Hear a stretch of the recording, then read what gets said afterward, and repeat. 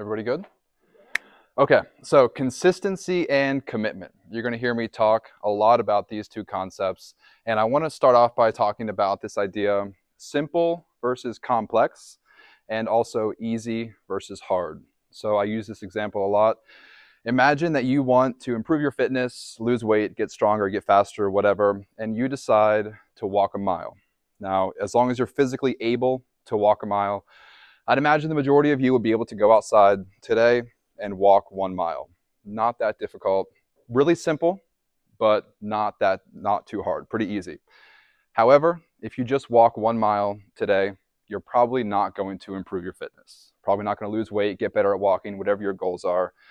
However, if you commit to a long-term goal and you stay consistent every single day, if you walk 1 mile every day for the next 6 months, I guarantee you're going to improve your fitness at least a little bit. But the idea here, simple versus complex, easy versus hard, super simple.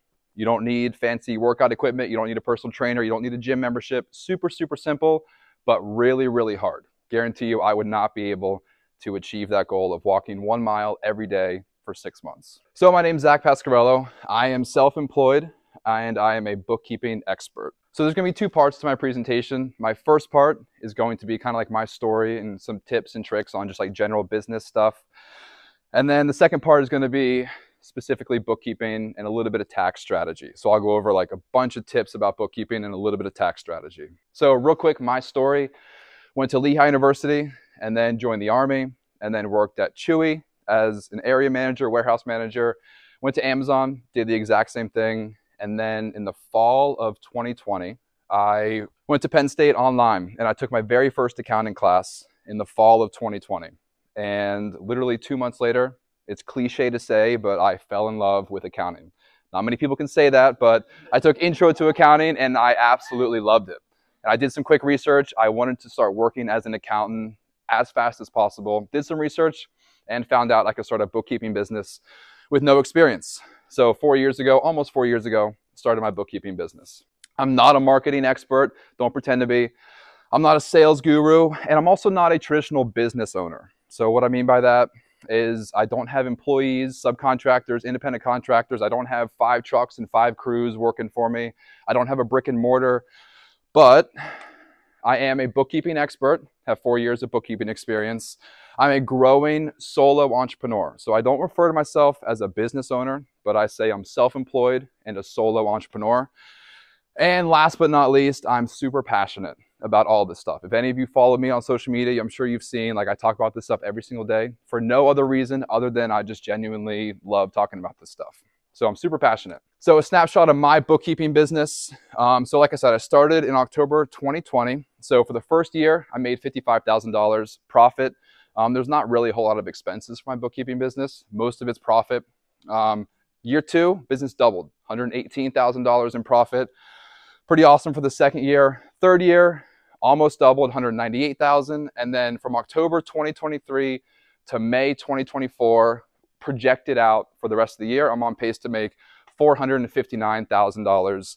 And the reason I bring this up is because of financial transparency. I'm a huge advocate for financial transparency. I really think education helps other entrepreneurs, everybody else, realize what the potential is, what's out there, what the possibilities are. Hopefully this will enable growth for anybody making less than $459,000. Hopefully it enables you to see what the potential is. So motivation, inspiration, education. I'm a huge fan of financial transparency. So for me, it's not just bookkeeping. I do a little bit of other things.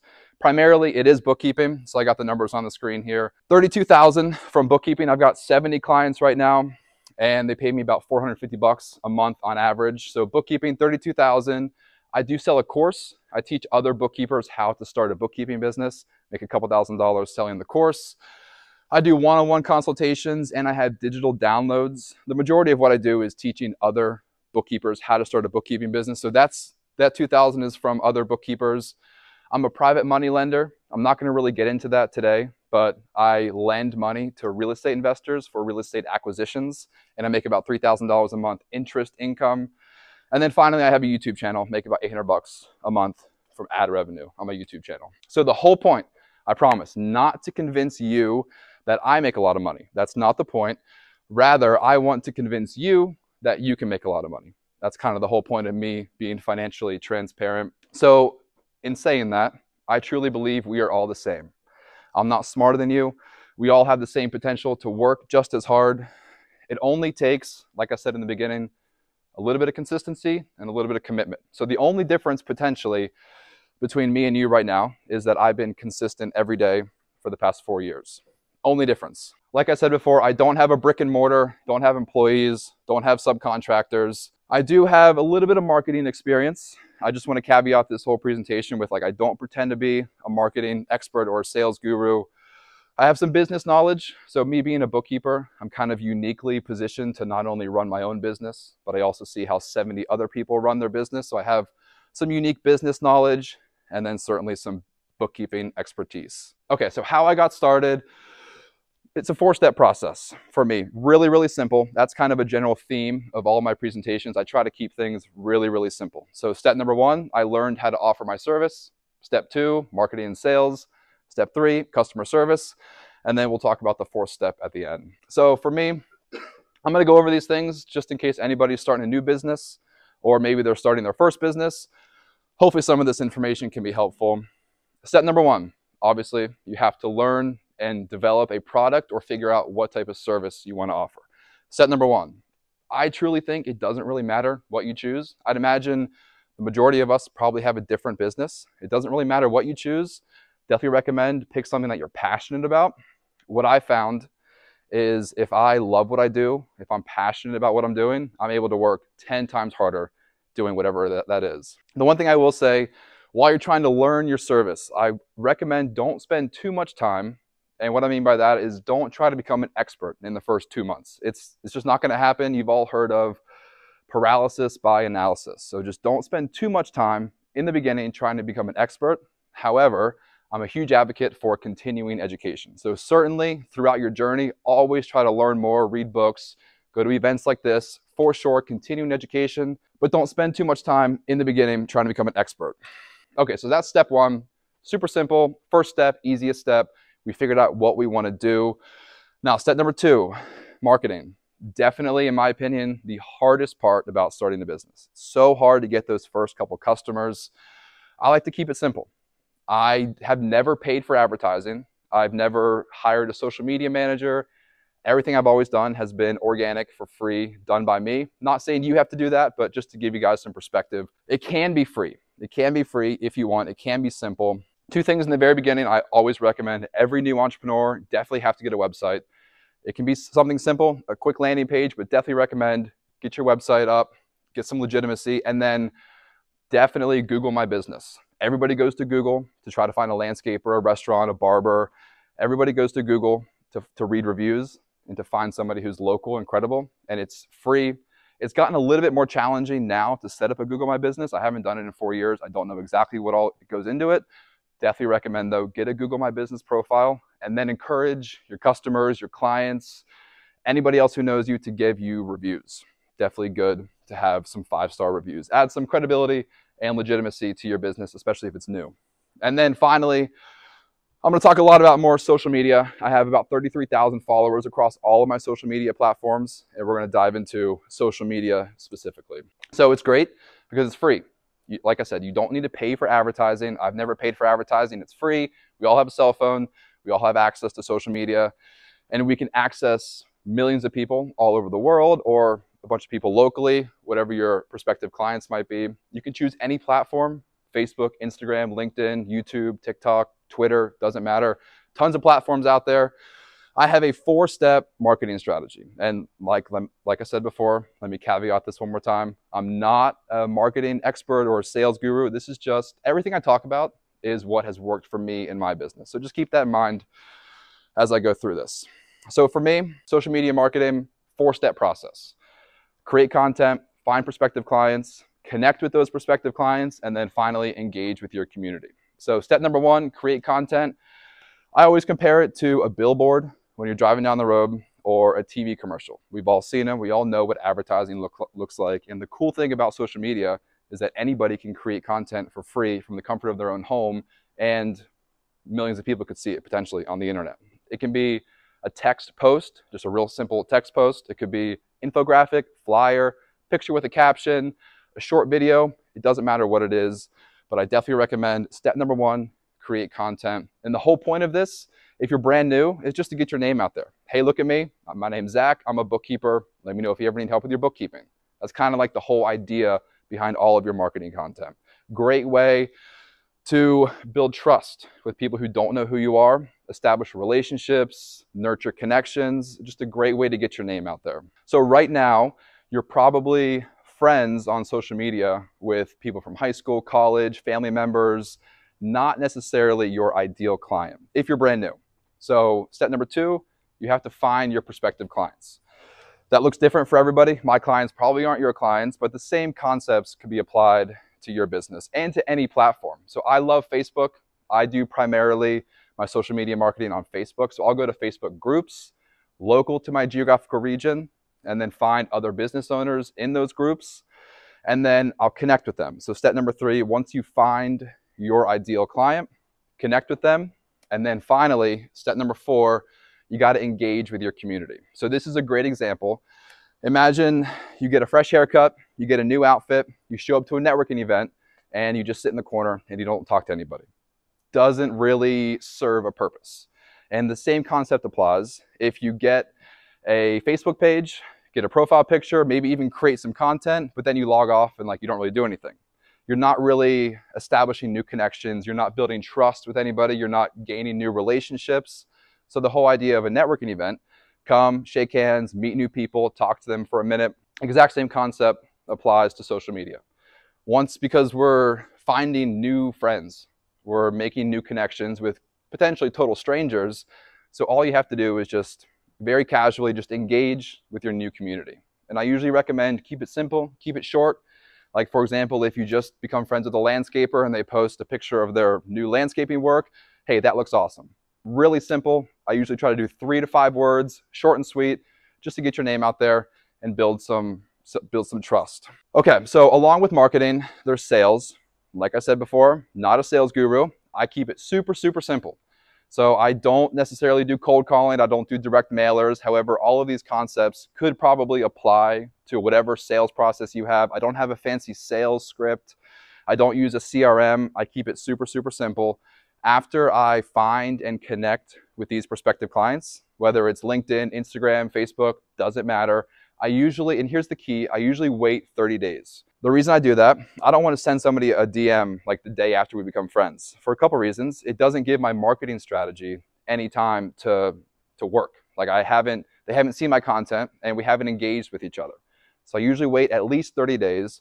And reason number two, everybody, it's so annoying. We're all business owners. We all get the new friend request and then the immediate DM hours after. It's wow, you only friend requested me just to sell me your service. At least this way we can be a little bit more sneaky about it, wait 30 days, and then we've built that relationship and then I can give you my sales pitch. For me, super, super simple. My services are probably different than your services, so I don't have to have a really lengthy sales script. I literally just say, hey, I'm a bookkeeper. Let me know if you ever need help with your QuickBooks. And it's worked for me so far. But your sales script might look totally different, but the concept still applies. Let your marketing strategy go into effect, and then you can send them a message in private. Okay, so like I said in the very beginning, the walk a mile story. So hard versus easy, simple versus complex. Super, super simple. What I just said, just create content, connect with clients, engage with them, send them a DM. Super, super simple, but not very easy. It's easy to do it one day. If you all went home right now and created a Facebook page and created a piece of content, that's pretty easy. But if you did that every single day for the next 6 months, that's really, really hard.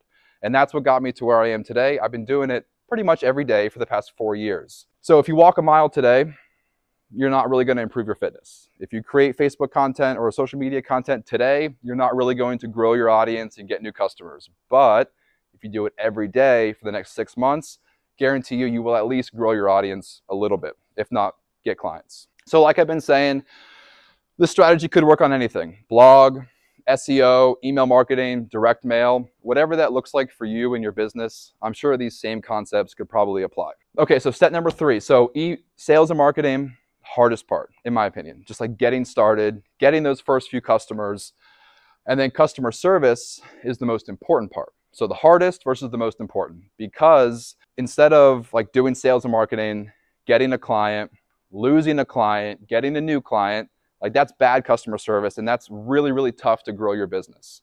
Instead, just offer high quality customer service, sales and marketing, get a client, keep a client, and that's much easier. So keeping clients versus getting new ones, so much better. And it really all boils down to, for this presentation at least, obviously there's 100 different things we could talk about customer service, but just to keep it simple today, I'm going to talk about communication and organization. So communication, phone calls. I know we all get dozens of phone calls every day, especially as business owners. We put our phone number out there on our website and we're getting spam calls left and right.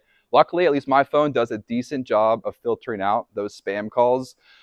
What I try to do, and it's going to look different for some people, I'm at my desk all day, every day, so it's probably easier. If I was a landscaper and I was mowing grass, it'd be much more challenging for me to answer the phone every time, and I understand that.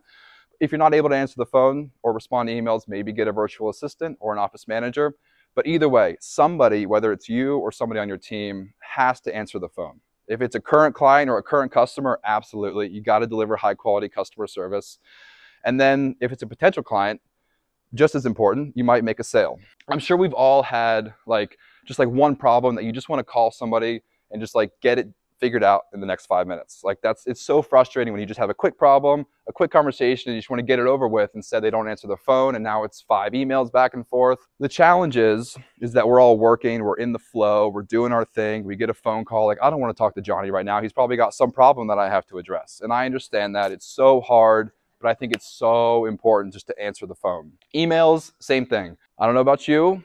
I try to keep my email inbox really clean and organized, but I'm sure some of you have 1,000 unread emails right now, and that's okay. I'm not saying you got to clean up your email inbox today, but if you can be organized with your emails, I promise you that's going to make a world of difference. I pretty much try to respond to all my emails within 24 hours. Like I said, I'm at my computer all day, a little bit different for me, but you got to develop a system at least for responding to emails. And then website forms, I have a free quote today on my website. If you fill that out, I'm going to do everything I can to give you a call ASAP.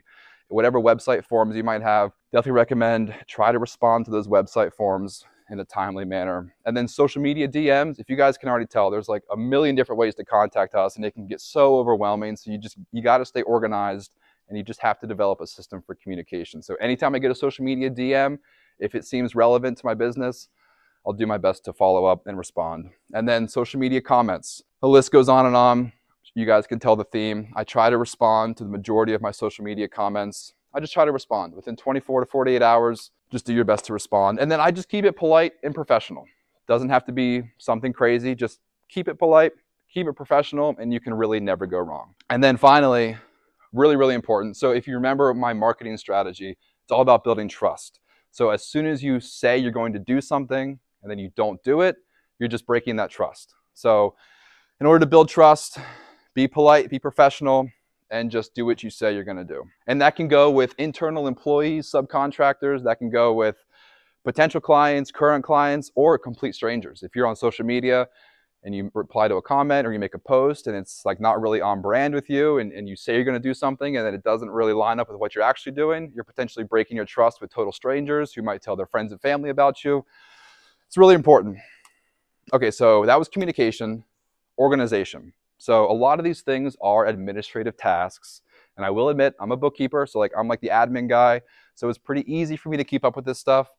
If you're not able to keep up with this stuff, you just got to find somebody who can do it for you, or who can at least help you, whether that's a spouse or an office manager or a virtual assistant.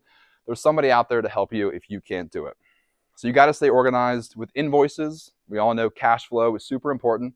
If you're not sending out your invoices timely, or if you're forgetting to send them out at all, you're just not going to have the money coming in. Meetings, whether they're internal or external, subcontractors, employees, potential clients, current clients, we have to balance meetings and then actually doing our job. So if you're not organized, these meetings will just quickly get out of hand.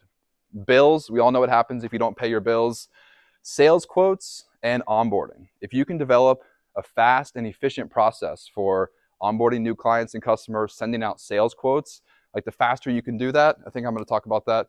Yeah, so this is a huge key to my success, is my ability to onboard a customer. So if you haven't figured it out yet, definitely recommend spend a couple hours and try to hammer down your onboarding process. Because if it takes you 2 weeks to onboard a new customer or a new client, then it's going to take, and if I can do it in a day, then I can onboard just so many more clients than you ever potentially could, simply because I can just do it faster. We might be getting the same amount of leads coming in, but if you can't turn them into actual clients, it's going to take you a long time to grow your business. So for me, my process, it always starts with a phone call. It always starts with a sales consultation. If I get a social media DM, a text message, an email, I'm always saying, hey, call me anytime. Here's my number, 9 a.m. to 5 p.m. Or I have a link. You can just schedule a meeting with me. So they can go straight to my website, schedule a free 10-minute consultation anytime. So it starts with a phone call, a sales consultation, ask a couple questions, do whatever I got to do, gather the necessary information, send you an email with my requests. You respond to my email, get the documents, and then the really important thing I try to do is I will pretty much stop what I'm doing. If I'm not currently engaged with the client or somebody else, I'll pretty much stop what I'm doing, review the documents, and then immediately I'll try to send out a quote. I try to do this so quickly, because how many times have we called a plumber or called a bookkeeper and just like, you just want a quote. You just want somebody to like, I'm gonna pay anybody, I'll hire anybody, just somebody like give me a phone call or give me a proposal, just anything. So I try to be really quick with this stuff. Get the document, send the quote. As soon as you accept the quote, next step, I'll send you my client agreement. I'll send you the first invoice. As soon as you sign the client agreement, we're in business. And I have done this process in one day. A lot of it depends on the prospective client, how quickly they can respond to my emails. But I can, sales consultation to client agreement signed, I can get that done in one day. Super efficient, super fast, really good for growing my business. This is kind of a random slide, but for me, growth, what's next? I'm just thinking out loud here. I need to decide if I want, so right now I'm just doing bookkeeping. I don't have any subcontractors, any independent contractors. And if you're like me, you might be wondering, like, at what point do I make that transition? Or maybe you have already made that transition and you're kind of like scratching your head, like, don't really love managing these 5 subcontractors. So that's kind of my next step. Do I want to transition from just doing the bookkeeping to managing other bookkeepers? Which I feel like as entrepreneurs, that doesn't really get talked about a whole lot, because it is a really big transition, and it probably happens at that 2 to 4 year mark, probably where a lot of you are. That's where I am right now. I have to decide, am I content with where I am, or do I want to grow this thing to the next level? So I don't know. Stay tuned. Maybe we'll make a decision here. Okay, so a couple more slides. I want to talk about a niche. So I'm sure everybody has heard about this idea about having a niche, servicing a specific group of people. For me, I don't necessarily have a niche in the industry that I work with. However, I have a niche in the software that I use and the services that I provide. So I would compare this to like a landscaper. If they started off mowing grass and then they started maybe some hardscaping and they started building back patios and now they're doing some roofs, I feel like it might seem like a good idea. Like, oh, the more services I offer, the more money I might make. And I thought that too. I wanted to become a CPA. I wanted to start doing taxes. But then my bookkeeping business just kind of exploded. And I just continued doing bookkeeping. And now I'm like pretty much tapped out with 70 clients just doing bookkeeping. And I love what I do. And the key here, because I have a niche in the service that I provide, just bookkeeping, and the software that I use, just QuickBooks Online, I'm able to truly be a bookkeeping expert and a QuickBooks expert, which means I'm losing out on some clients. Like if you're using QuickBooks Desktop, I can't work with you. If you want somebody to do your bookkeeping and taxes, that's not me. I lose out on a couple clients, but the clients who I do onboard, I'm able to work so fast. I guarantee you I can do bookkeeping faster than your payroll provider, probably faster than some of your tax preparers, simply because I just do bookkeeping all day, every day. Like that's all I do. So it has enabled me to truly be an expert and really fast, really efficient. And the faster I can work, the more clients I can have, the more money I can make. And that's kind of the whole idea. So with marketing platforms, you could apply the same principles. So I focus a lot of my marketing on Facebook. It doesn't have to be Facebook for you. It could be LinkedIn. It doesn't even have to be social media. Maybe you love writing a blog and that could be your main form. Maybe it's just direct mailers or email marketing, whatever that might look like. If you're a solo entrepreneur and if you don't have a team or a marketing department or a social media manager, you kind of got to pick your niche and then become really good at that niche. and then just double down on what works. Like, I would hate for you to be really good at LinkedIn and want to branch off into Instagram. And then here's the thing, all of a sudden you go from 100% of your attention, like in this example, I'm devoting 100% of my attention to bookkeeping. And then if I wanted to start doing taxes, now I'm doing 50% of my attention to bookkeeping, 50% to taxes, but I'm competing with other people who are 100% bookkeeping or 100% taxes. So my 50% is never going to be able to compete with somebody else who's giving it 100%. So that's kind of the mindset I have when it comes to picking a niche. You're gonna lose out on some clients, but the expertise that you gain, I think, just enables explosive growth. So these are all really specific examples to me and my business, but I'm sure you guys have already been thinking about how my specific niche and marketing ideas could probably apply to your business. Okay, step number 4. So step number 1, pick a service, pick a product, learn how to do it. Step number 2, sales and marketing. Step 3, customer service. Step 4, hard work. And I threw in this final step just because there's a lot of rainbows and butterflies, especially on social media right now. Entrepreneurship seems like you can work anywhere. You can have the freedom to do whatever you want. You can be on vacation, chilling on the beach with your laptop, making millions of dollars. And I just throw in this slide because it's just not like that. It's really, it requires so much hard work. It's by far the most stressful and challenging thing I've ever done. However, the most rewarding thing that I've ever done. Absolutely love what I do. Could not be happier.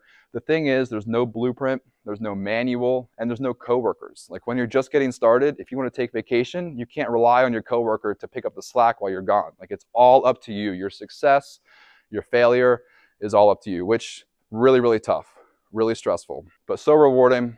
Okay, that's it for my story.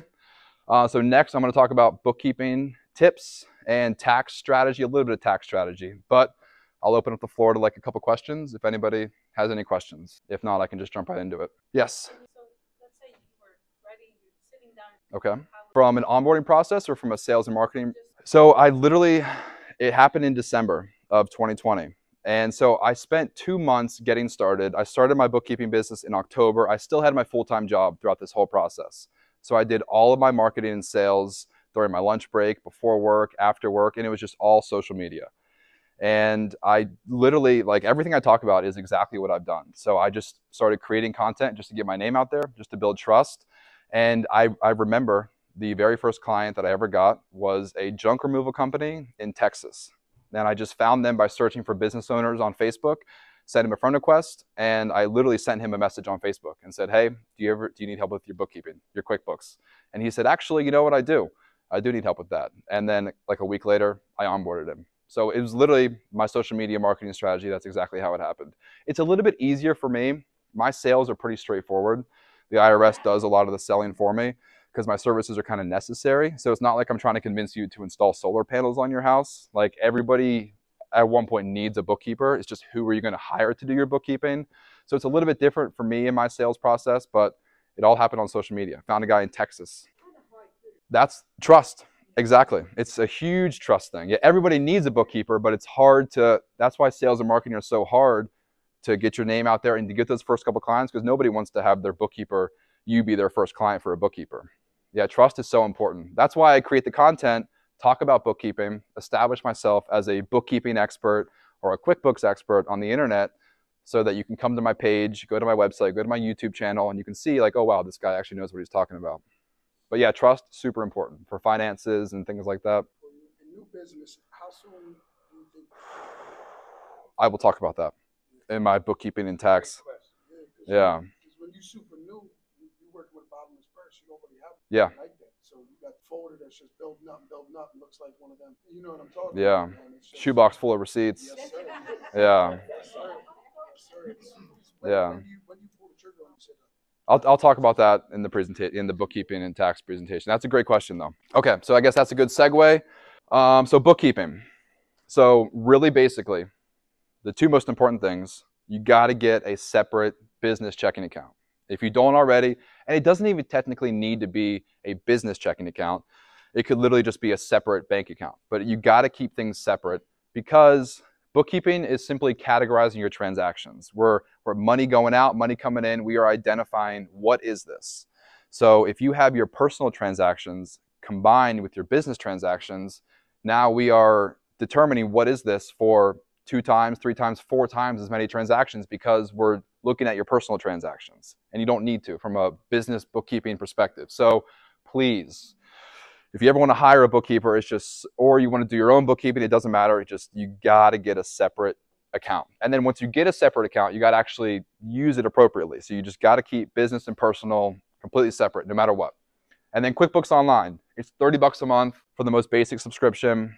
Definitely recommend. If you're going to hire a bookkeeper, they're probably going to use QuickBooks Online. If you're going to have an office manager, they're going to want to use QuickBooks Online. If you're going to do it yourself, no matter what, QuickBooks Online. I definitely recommend it. So what is a bookkeeper? I have a good analogy for you. CPA and bookkeeper versus doctor and nurse. So a bookkeeper is to a nurse as a CPA is to a doctor. So we've all gone to the doctor, gone to the hospital. The nurse is going to see you first, check your vitals, take care of you, fill out the paperwork. And the nurse is actually going to spend a lot of time with you. And everybody has always asked the nurse, like, so what do you think? And they're always like, we'll wait until the doctor comes in. She'll tell you the exact diagnosis. And that's only because the nurse doesn't have the certifications, the qualifications to actually tell you the diagnosis. But the nurse sometimes knows just as much as the doctor. The exact same concept, the bookkeeper, and then the doctor comes in at the end, writes the script, gives you the diagnosis, spends 5 minutes with you, and you're out the door. Same concept, bookkeeper takes care of you on a daily, weekly, monthly basis, knows sometimes just as much as the payroll provider or the tax preparer, but the CPA has the certification, has the credential. The CPA comes in at the end of the quarter, end of the year, takes the financial reports from the bookkeeper, and then submits your taxes. So kind of a little analogy to help you understand the difference between a bookkeeper and a CPA. So how to do it. If you want to do it yourself, if you want to hire somebody to do it, doesn't matter. It's still really important that you know at least how to do it. So it's a 3-step process. You got to categorize your transactions, reconcile your accounts, and generate your financial reports.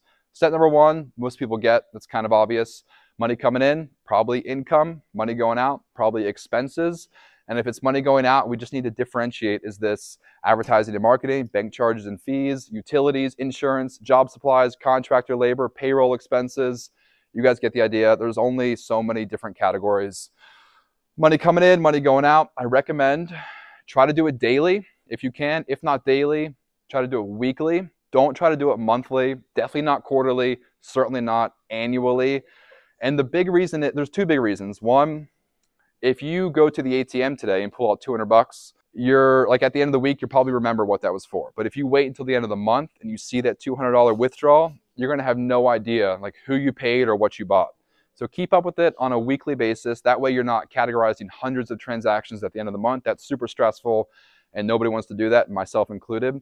And also, don't wait until the end of the year because the whole point of bookkeeping is to have updated and accurate financial reports. And so if you wait until the end of the year, like, yeah, you might be able to file your taxes, but you're missing out on the whole point, and that is to have an updated profit and loss. Like, it's already June, whatever, and so we should have May categorized, reconciled. We should be looking at our May profit and loss, compare it to April, compare it to May 2023, see, is the business growing? Is the business failing? Do I need to hire somebody? Maybe spend less or more on advertising? Like, these are all such important decisions that are impossible to make until you have updated and accurate financial reports. So categorize transactions, reconcile accounts.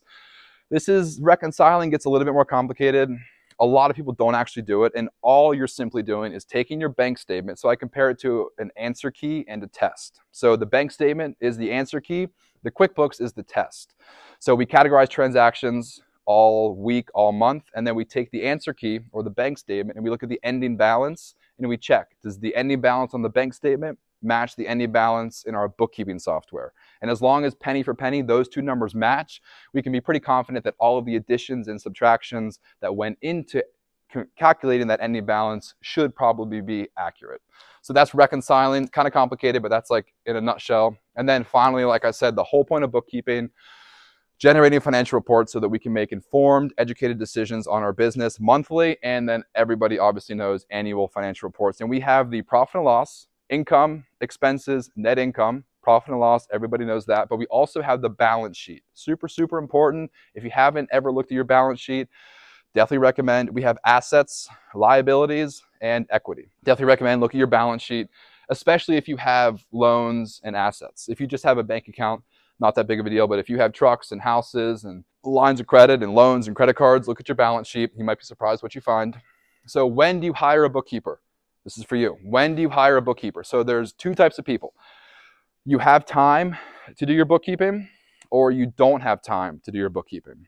So if you don't have time to do your bookkeeping, if you guys remember in the beginning of the presentation, I said I don't do much selling because the IRS kind of does all the sales for me. If you don't have time to do your bookkeeping, you need somebody to do your bookkeeping. Like, there's really no way around it. Now, I'm not saying you have to pay somebody to do your bookkeeping, but you got to find somebody else to do your bookkeeping. Your spouse, your friend, I don't know who that might be for you, office manager, in-house person, virtual assistant, or an outsourced bookkeeper. If you don't have time, you gotta have somebody do it for you. Like, you need to have bookkeeping done. If you don't know how, so you either have time or you don't have time. If you do have time, but you don't know how to do it, you either gotta learn, or if you can't learn, then same situation. Like, you gotta hire somebody.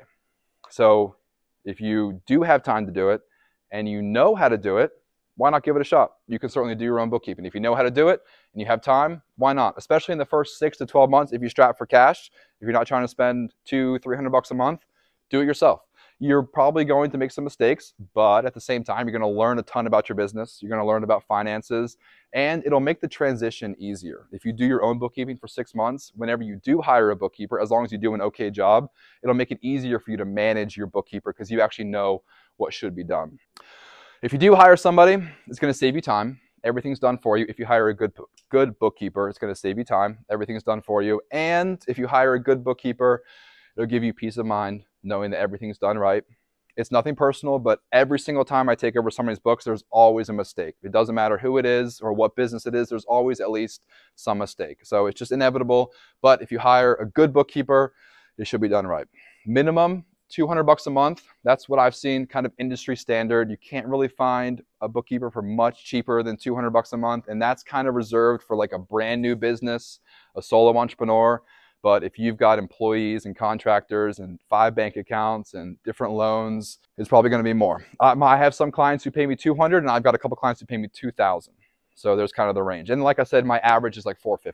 So the thing here is that if you are like a business owner, and basically everybody needs a bookkeeper unless you get so big that you have an in-house bookkeeper. So that's kind of the sweet spot. It's like everybody who's from brand new to not having an in-house accounting department, like everybody else kind of needs a bookkeeper or somebody to do their bookkeeping, office manager, virtual assistant. Okay, so this stuff is kind of dry, but I promise you it's going to be beneficial. So just try to bear with me here. Let's go over a couple more slides. Tax deductions. So the IRS gives us some guidelines. It needs to be necessary and ordinary. So what does that mean? Nobody really knows. There's 6,000 pages in the IRS publication. If you wanted to read it, you could, but basically your expenses need to be necessary and ordinary. So for me, it's probably not ordinary for me to take a business trip to the Bahamas. That's probably not a necessary and an ordinary business expense. However, office supplies, basic travel, like me traveling, all of us traveling to here, that's certainly a business expense. Purchasing these tickets, absolutely a business expense.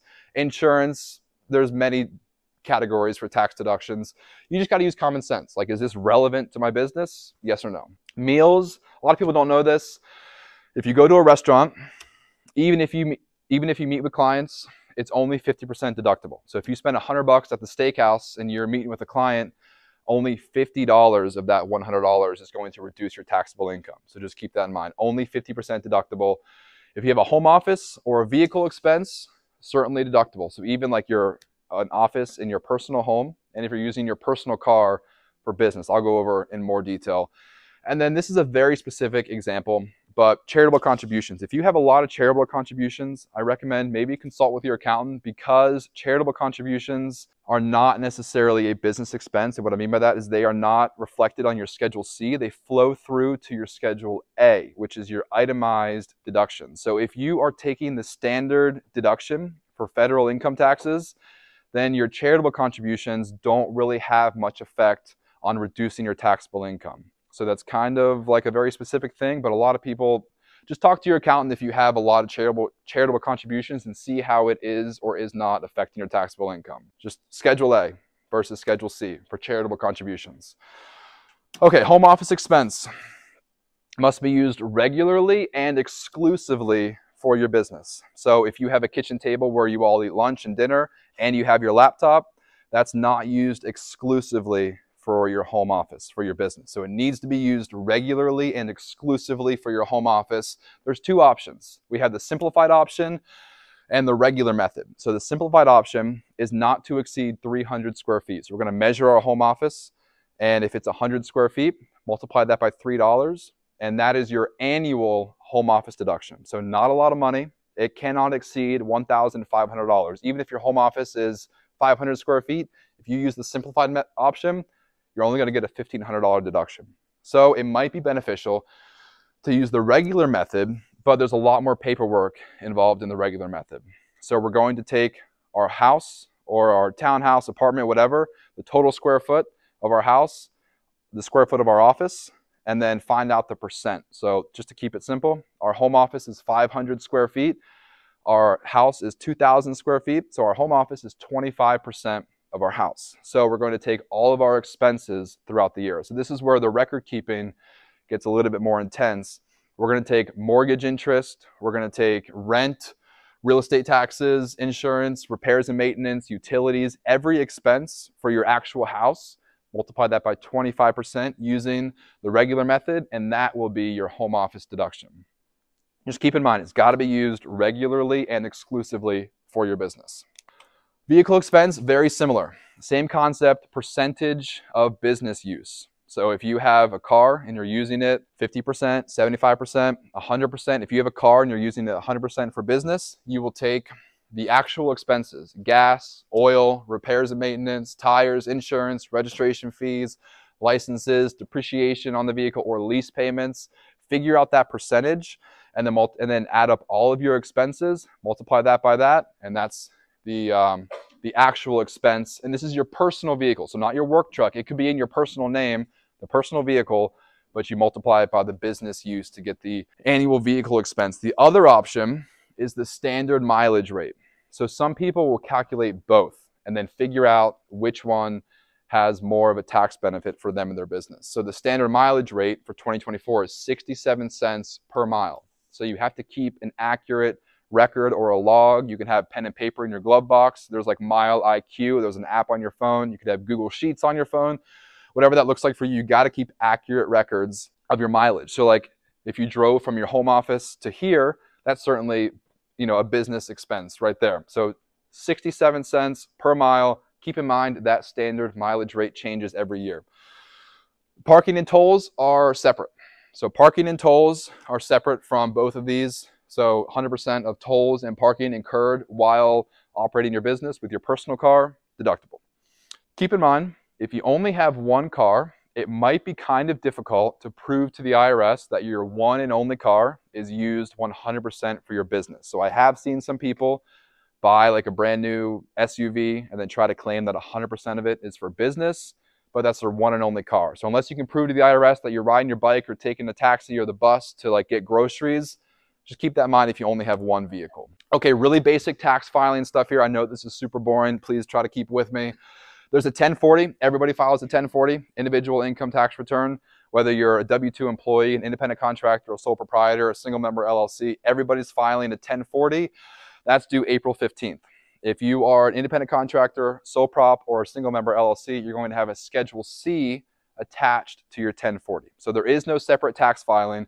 It's the 1040, April 15th. If you're a partnership or an S Corp, partnership 1065, S Corp 1120S, that's due March 15th. So don't worry about memorizing these dates. This is just kind of to get you guys familiar with the terminology and the dates.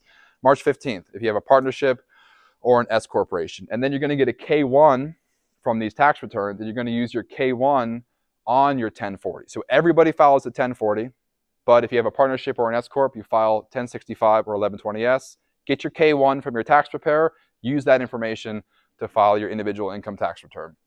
Quarterly taxes. Independent contractor, sole prop, everybody should be filing quarterly taxes. Talk to your tax accountant. If they did not give you estimated tax payments based on your 2023 taxes, hit them up and they should be able to tell you this is how much you owe April 15th, June 15th, September 15th, and then January 15th. So like in 6 days or whatever, June 15th, your second quarterly tax payment is due for 2024 income taxes. So Technically, we're not supposed to wait until the end of the year to pay all of your taxes. If you don't pay what you're supposed to pay, the IRS will charge you interest. So just keep that in mind.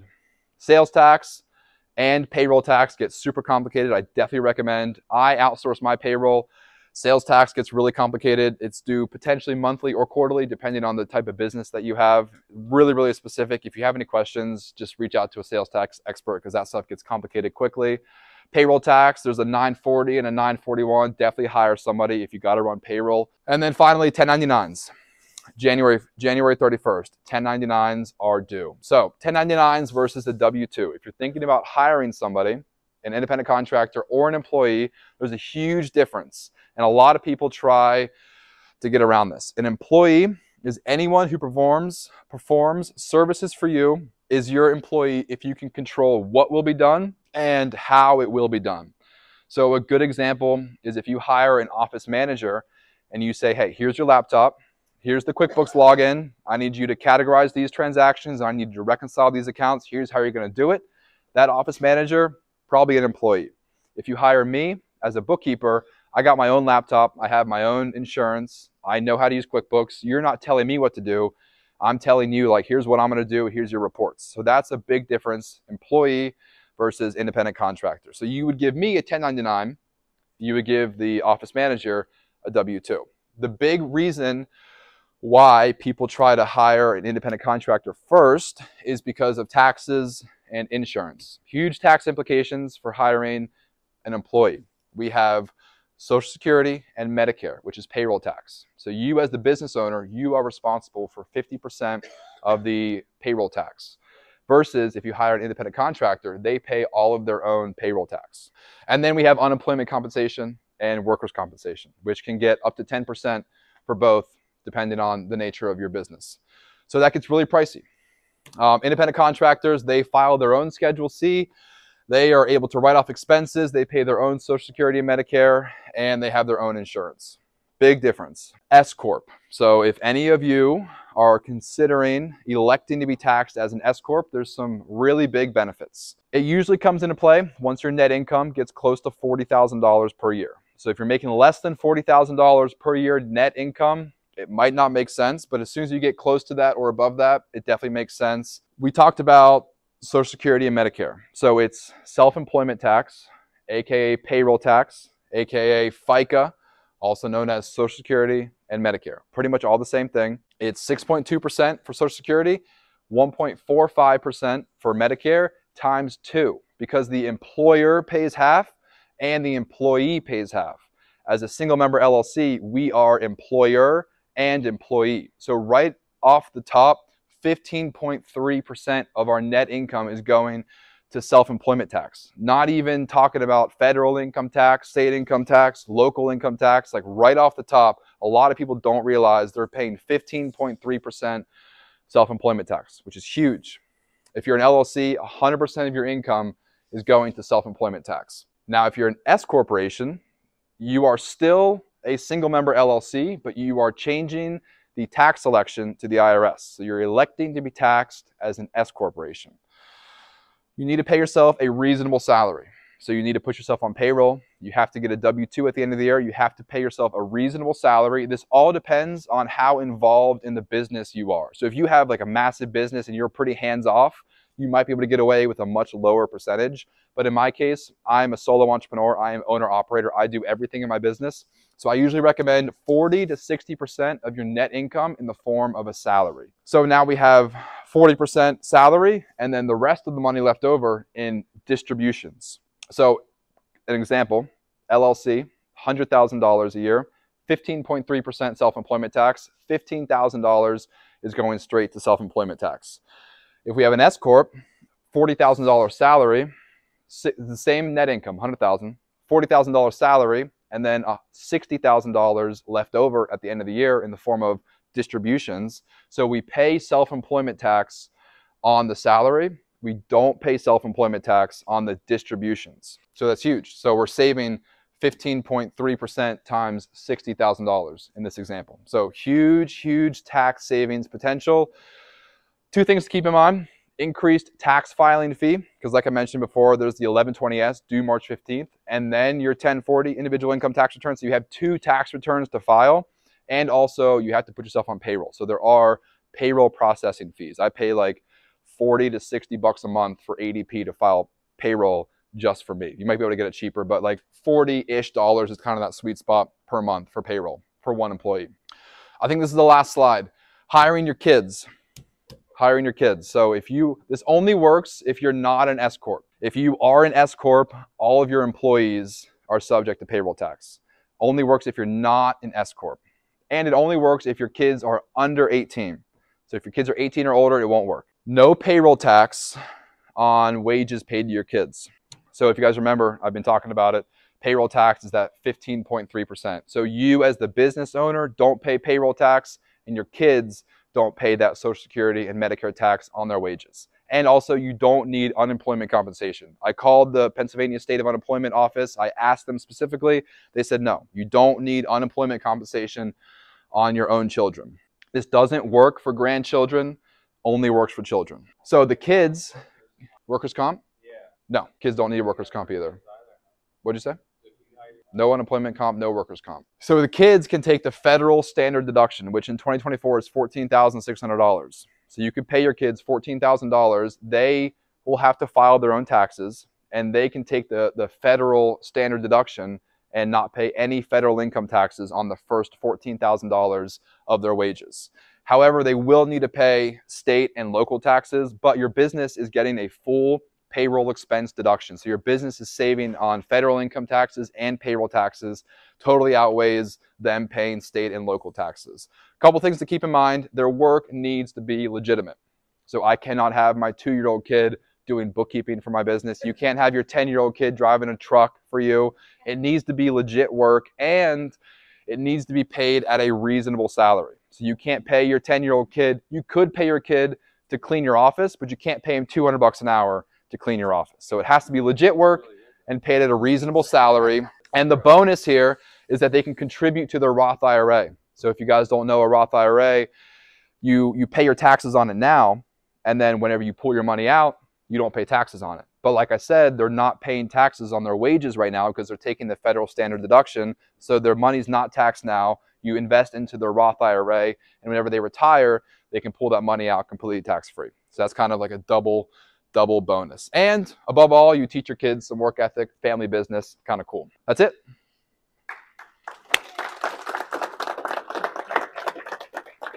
And then we can do questions.